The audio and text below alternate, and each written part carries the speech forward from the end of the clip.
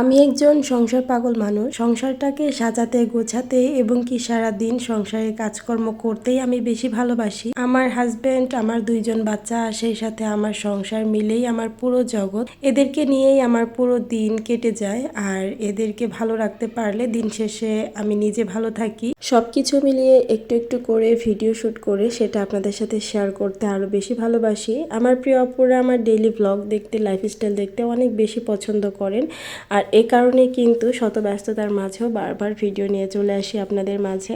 আসসালামু আলাইকুম, কেমন আছেন আমার প্রিয় অপরা? আশা করি আল্লাহর রহমতে যে যেখানে আছেন সবাই অনেক অনেক ভালো আছেন এবং কি সুস্থ আছেন। আপনাদের সবার সুস্বাস্থ্য কামনা করে আজকে নতুন আরও একটি ভিডিও শেয়ার করতে যাচ্ছি। আশা করি আজকের ভিডিওটি আপনাদের সবার কাছে অনেক বেশি ভালো লাগবে। আজকের ভিডিওটা আমি সকাল থেকে শুরু করেছি, তবে এখন কিন্তু বেশ অনেকটাই বেলা হয়ে গিয়েছে, মোটামুটি 8টার মতো বেজে গিয়েছে আর কি। আমি কিন্তু অনেক সকালে উঠেছি, উঠে ভাত রান্না করেছি এবং কি আলু দিয়ে করলা ভাজি করে হাজব্যান্ডকে খাইয়ে অফিসে পাঠিয়ে দিয়েছি। আজকে রান্না করব শিং মাছ দিয়ে, ধন্দল দিয়ে, আলু দিয়ে পাতলা ঝোল। এখন যেই পরিমাণ গরম পড়েছে, এখন আসলে ভুনা তরকারি একদমই খেতে ইচ্ছে করে না, একটু পাতলা ঝোলের তরকারি খেতে বেশি ভালো লাগে। তো সেটাই রান্না করব। ফ্রিজে শিং মাছগুলো না ডিপ ফ্রিজে একদম ডিপ করা ছিল, মানে বাজার থেকে অনেক মাছ একসাথে এনেছিল, তো সেই মাছগুলো আর কাটা হয়নি, ওভাবেই ফ্রিজে রেখে দিয়েছিলাম। তো রাতে বের করে রেখেছিলাম, সেটা নর্মাল হয়ে গিয়েছে আর সেটা আমি কেটেও নিয়েছি, রান্নাটা চুলাতে বসিয়ে দিয়েছি। আর এ কারণে কিন্তু তরকারিটা রান্না করতে আমার একটু লেট হয়ে গিয়েছে। তো রান্নার পাশাপাশি আমার সংসারের টুকটাক যে কাজগুলো করে নিচ্ছিলাম সেগুলোই আপনাদের সাথে শেয়ার করছি। ডাইনিং টেবিলটা রাতে যতই গুছিয়ে রাখা হোক না কেন, সকালবেলা নাস্তা করে রোজার বাবা অফিসে যাওয়ার পর আমি ডাইনিং টেবিলটা ভালো করে ক্লিন করে নিই। তো আজকে একটু গ্লাস ক্লিনার দিয়ে ক্লিন করে নিলাম। ডাইনিং টেবিলে কিন্তু খাবার দাবার খাওয়া হয়, এই জায়গাটা অনেক বেশি মেসিও হয়ে যায়, এটা বারবার ক্লিন না করলে আসলে হয়ই না। তো আমি চেষ্টা করি ময়লার ভাব বুঝে গ্লাস ক্লিনার দিয়ে ক্লিন করে ফেলতে। এটা মাঝে মাঝে রেগুলার করি, আবার মাঝে মাঝে 1-2 দিন পরও করি। টেবিলটা গুছিয়ে নেওয়ার পর টেবিলের মধ্যে এই যে ভাজিটা রেখে দিলাম, আর রাইস কুকারের মধ্যে তো ভাতটা আছেই। তেলের মধ্যে পেঁয়াজটা ভাজতে দিয়ে আমি টেবিলটা ক্লিন করে নিলাম। তো পেঁয়াজটাও ভাজা হয়ে গেছে, এখন মশলাটাও সুন্দর করে আমি কষিয়ে নিচ্ছি। এর মধ্যে মাছ দিয়ে তারপর হচ্ছে মাছটা কষিয়ে সেটা উঠিয়ে রেখে তারপর হচ্ছে আমি সবজিটা কষিয়ে তারপর রান্না করব আর কি। তো আজকে আমার মাছের কালার দেখে কেউ বাজেভাবে নেবেন না, এটা আসলে ভুলবশত এরকম হয়ে গিয়েছে। শিং মাছটা নর্মালি আমি হচ্ছে কাটাটা কাটি, মাথাটা কাটি, তারপর হচ্ছে সুন্দর করে তারের মাচুনি দিয়ে ঘষা দিলে একদম সাদা ধবধবে হয়ে যায়। এরপরে হচ্ছে মাছগুলো আমি পিস করি। তবে আজকে আমি কোন ধ্যানে ছিলাম আমার নিজেরই খেয়াল নেই, আমি মাছগুলোকে একদম পিস পিস করে কেটে ফেলেছি। তো ওই মাছ তো আর কোনোভাবেই পরিষ্কার করা সম্ভব না, মানে সাদা করা সম্ভব না। আমি কিন্তু অনেকবার অনেক ভালোভাবে ধুয়ে নিয়েছি, লবণ দিয়েও কয়েকবার ধুয়ে নিয়েছি, তারপরে মাছ পরিষ্কার হয়ে গিয়েছে। তবে মাছের উপরের যে কালো আবরণটা ওটা আর কোনোভাবেই ওঠাতে পারিনি, এ কারণে মাছগুলো দেখতে একটু কালো মনে হচ্ছিল।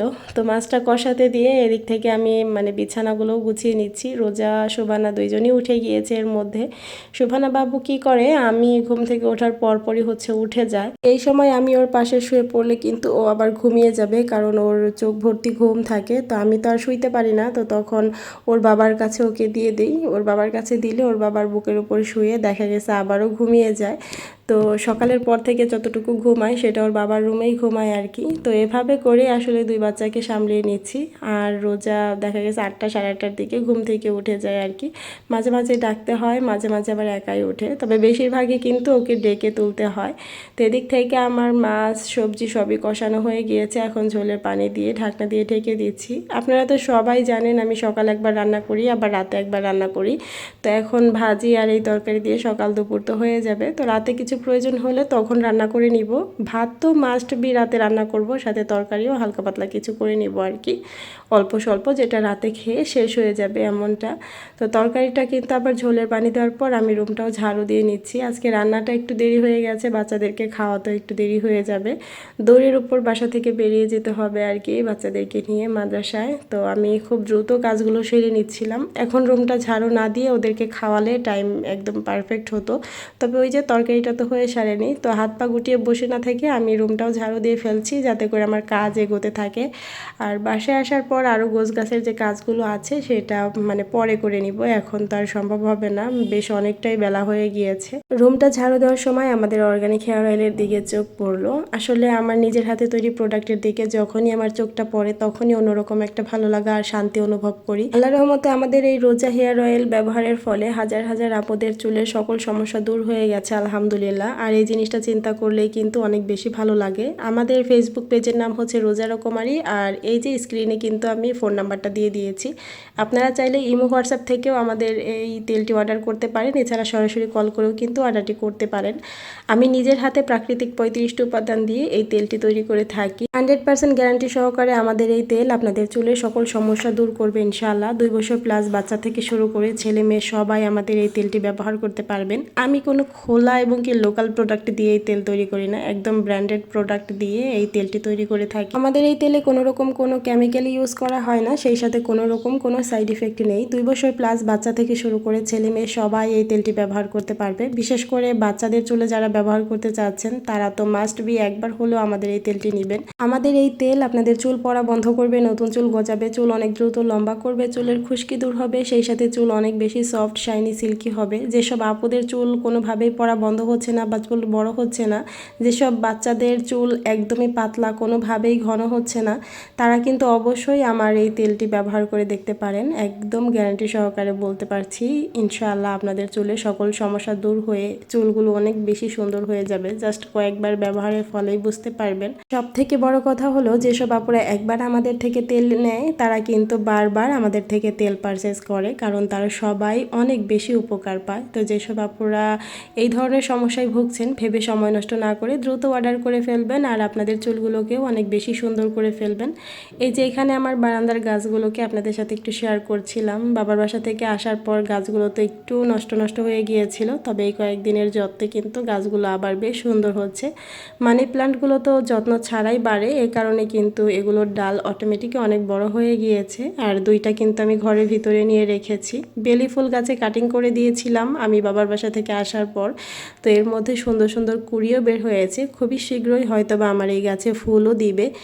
আর বারান্দা থেকে এই যে বাহিরে কি সুন্দর ফুল দেখা যাচ্ছে, এই ফুলগুলো না কিছুটা সূর্যমুখী ফুলের মতো। আমার কাছে এই ফুলগুলো বেশ ভালো লাগে। এই ফুলগুলো আমার বাসার চারপাশ দিয়েই আছে। আমি যখনই বাহিরে যাই বাবুদেরকে নিয়ে একটা করে ফুল ছিঁড়ে সুবানা বাবুর কানে গুজে দেই, আমার খুবই ভালো লাগে। তো আমি বারান্দায় আসলেই কিন্তু বাহিরের ওই ফুলগুলোর দিকে দেখি। আসলে ফুলের প্রতি না আমার অন্যরকম একটা ভালো লাগা বা নেশা বলতে পারেন। তবে বারান্দায় আমার ছোট বাবুর অনেক কাপড় শুকাতে হয়, এ কারণে চাইলেও আমি অনেক বেশি গাছ রাখতে পারি না, গাছ খুব একটা আর বাড়াচ্ছি না। তবে গাছ আমার খুবই ভালো লাগে, খুবই পছন্দের একটা জিনিস হচ্ছে গাছ। মেয়েকে মাদ্রাসাতে দিয়ে এসে আমি কিন্তু শোভানা বাবুকে ঘুম পাড়িয়ে দিয়েছি। এরপরে আমার গাছগুলোতে একটু পানি দিয়ে নিলাম। সকালবেলা আসলে পানি দেওয়ার কোনো সময় সুযোগ কোনোটাই পাওয়া যায় না, আর এখন যেহেতু গরমের দিন প্রতিদিনই আসলে গাছে পানি দিতে হয়। তবে বাহিরে কিন্তু খুব সুন্দর বাতাস ছিল, কিন্তু এখন এত বেশি কারেন্টে ডিস্টার্ব করে, মানে গরম আর কুলিয়ে ওঠা যায় না। বিশেষ করে মাঝরাতে যখন কারেন্টটা চলে যায়, বাবুদের ঘুমে এত বেশি ডিস্টার্ব হয়, তখন খুব বেশি মেজাজ খারাপ হয়। তো এখন আমি গাছগুলোতে পানি দিয়ে ড্রয়িং রুমের ফার্নিচারগুলো একটু মুছে নিতে এসেছি। ড্রয়িং রুমে কোনো রকম জানালা না থাকার কারণে ধুলাবালি খুবই কম আসে, আর এই কারণে কিন্তু আমার ড্রয়িং রুমটা রেগুলার ক্লিন করতে হয় না। মানে ক্লিন বলতে ফার্নিচারগুলো বা এই শোপিসগুলো ক্লিন করতে হয় না, এমনি ঝাড়া মোছা তো আসলে প্রতিদিনই করা হয়। তবে এই যে ধরে ধরে প্রতিটা শোপিস প্রতিটা ফার্নিচার এক এক করে আসলে ক্লিন করা হয় না বা প্রয়োজনও ওইভাবে পড়ে না। তো আজকে যেহেতু হাতে একটু সময় ছিল ভাবলাম সব কিছু ভালো করে ক্লিন করে দেই। আর যে কোনো জিনিস পরিষ্কার পরিচ্ছন্ন গোছানো থাকলে না চোখের মনের এবং কি শরীরের সব কিছুরই মনে হয় অন্যরকম একটা প্রশান্তি কাজ করে। ঘরের একটা কোণ একটু এলোমেলো অগোছালো হয়ে থাকলে মনে হয় মাথার উপর একটা বোঝা পড়ে থাকে, একদমই ভালো লাগে না। সেটা যতক্ষণ না গুছিয়ে নিচ্ছি, যতক্ষণ না ক্লিন করছি। সোফার এই কর্নারে কিন্তু শোভানা বাবু আসতে পারে না, যদি আসতে পারতো তাহলে কিন্তু সব কিছু নিয়ে খেলাধুলা শুরু করে দিত, আর এরকম সুন্দর করে গুছিয়ে রাখতে কখনোই দিত না। ভাগ্যিস ও আসতে পারে না, এই কারণে একটু গোছালো থাকে আর কি। তো এখন ওয়ালমেটগুলো আমি সুন্দর করে একটু মুছে পরিষ্কার করে নিচ্ছি। এই ওয়ালমাটগুলো লাগানোর পর না একদমই সাদামাঠা লাগছিল, তবে যখনই এই লতাটা আমি দিয়েছি তখন থেকে কিন্তু এই জায়গাটা অনেক বেশি গর্জিয়াস হয়ে গিয়েছে। আমার কাছে আর কি ভীষণ ভালো লাগে। এখন আপনাদের কাছে কেমন লাগে সেটা তো জানি না, তবে প্রিয় আপুরা কমেন্ট করে জানাবেন যে আমার আসলে এই ড্রয়িং রুম ডেকোরেশনটা কেমন হয়েছে। আমার খুবই পছন্দের একটা জায়গা হচ্ছে আমার বাসার এই ড্রয়িং রুমটা। আমি আমার স্বাদ এবং কি সাধ্য অনুযায়ী মনের মতো করে সাজিয়ে গুছিয়ে রাখার চেষ্টা করেছি। তবে ওই যে বিজনেসের কিছু কাজ থাকে এবং কি বিজনেসের কিছু প্রোডাক্টও থাকে, এই কারণে মাঝে মাঝে একটু এলোমেলোও হয়ে যায়, তবে তারপরও চেষ্টা করি গুছিয়ে রাখার জন্য আর কি। যেসব আপুরা এখন পর্যন্ত আমার ভিডিওটি দেখছেন কিন্তু ভিডিওটিতে একটি লাইক দেননি, সেই সব আপুদেরকে বলবো প্লিজ ভিডিওটিতে একটি লাইক দিয়ে দিবেন। সেই সাথে আপনাদের যে কোনো মতামত কিন্তু কমেন্ট বক্সে জানাতে পারেন। আর আমার চ্যানেলটিতে নতুন হয়ে থাকলে আমার চ্যানেলটি সাবস্ক্রাইব করে আমার সঙ্গেই থেকে যাবেন। আশা করি আমার ডেলি লাইফের এই ভিডিওগুলো আপনাদের কাছে বেশ ভালো লাগবে। এখন হচ্ছে সবশেষে আমি সোফাগুলোকে একটু ঝেড়ে নিচ্ছি, কারণ হালকা পাতলা ধুলাবালি যতটুকু পড়েছে সব যেন ক্লিন হয়ে যায়। এখন আর আমার রুমটা ঝাড়ু দিতে হবে না, যেহেতু সকালে আমি ঝাড়ু দিয়ে গিয়েছিলাম। এখন শুধু ফার্নিচারগুলো ক্লিন করে নিচ্ছি, আর এগুলো কিন্তু সুন্দর ক্লিন থাকবে। আমার ঘরের বেশিরভাগ ফার্নিচারই হচ্ছে চকলেট কালার, আর এই কারণে কিন্তু ফার্নিচার মোছার পরও যদি আমি ঝাড়ু দেই একটু ধুলার মতো উড়ে সেই ফার্নিচারের উপর পড়ে, আর মনে হয় যে একদমই ময়লা পড়ে আছে। তো ঘর ঝাড়ু দেওয়ার পরে যদি এগুলো মুছে ক্লিন করে নেওয়া যায় তাহলে কিন্তু বেশ সুন্দর থাকে, আর আজকে আমি সেটাই করে নিলাম। যেসব আপুরা তাদের মূল্যবান সময় ব্যয় করে আমার ভিডিও জুড়ে ছিলেন তাদেরকে মন থেকে অনেক অনেক ভালোবাসা। তো আজকের ভিডিও থেকে এখানে বিদায় নিচ্ছি। আল্লাহ হাফিজ।